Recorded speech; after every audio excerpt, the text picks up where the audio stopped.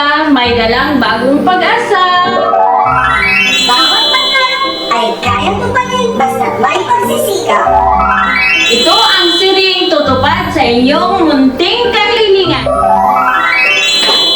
Sa inyong malilihim na hiling, sa taos-pusong paraan, aming tutuparin. Kami ang inyong mga genie ngayong araw. Ako, si Mother Bee. At ako naman si Ginny Magma. Kami ang tutupad sa inyong kahilingan. Ito ang West Shona. Mababa man na pangarap para sa nakakarami, para sa mga batang tampok natin ngayon, mula sa Kinlawis National High School, abot langit na mabigyang katuparan ang kanilang kahilingan.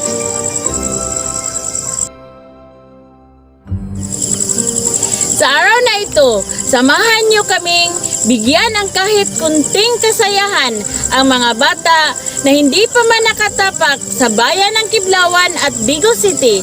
Panoorin natin ito.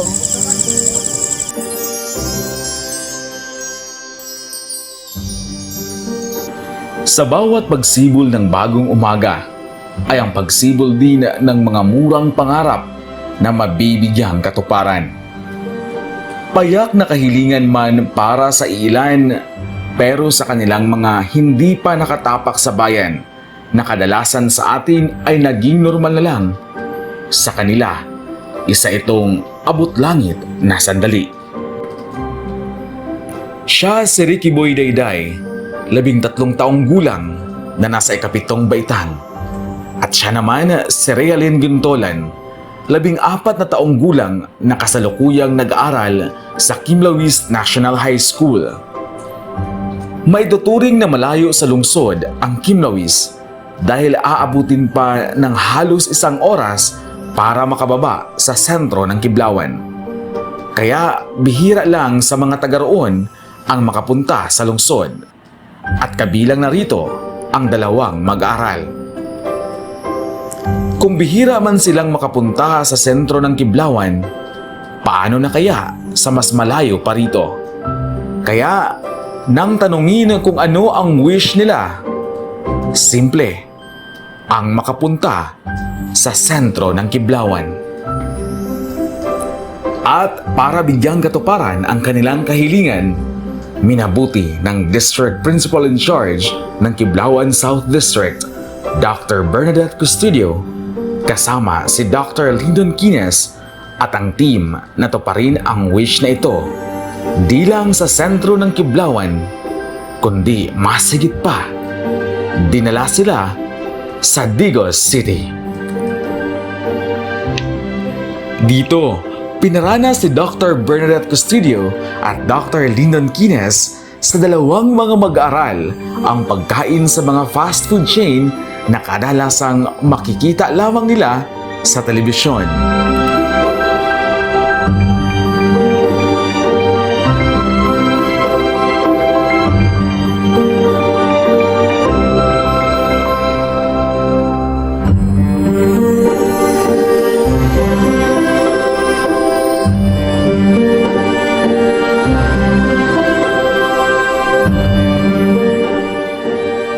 Inikot din sila sa park ng syudad.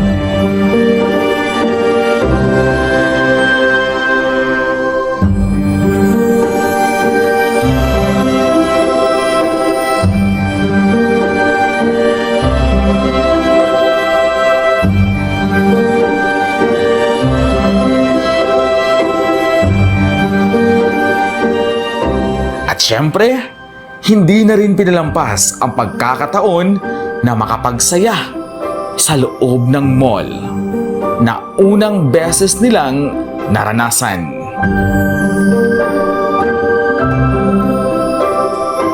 Bakas sa ngiti ng 2 mga bata ang kasiyahan na namumutawi sa kanilang mga labi. At sa bawat pagdislap ng kanilang mga mata, na animoy galak na galak sila sa kanilang mga naranasan. Binilhan din sila ng mga damit at iba pang mga bagay na kanilang maiuwi sa kanila.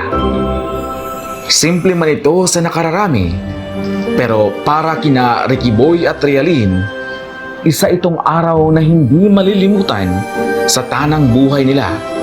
Dahil ngayon lang nila naranasan ang mga bagay na minsan sa kanila lamang mga panaginip nangyayari. Ito'y nagpapatunay lamang na kung may mga taong handang magbahagi ng tuwa sa bawat bata, may mga tunay na ngiti ang mapapala mula sa mga munting pangarap na minsan nang naibaon dahil sa hirap ng buhay.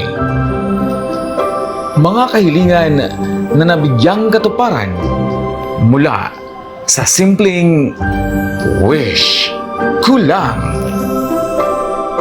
Daghan kayong salamat, Ma'am Bernadette o kay Sir Lindon. Yay!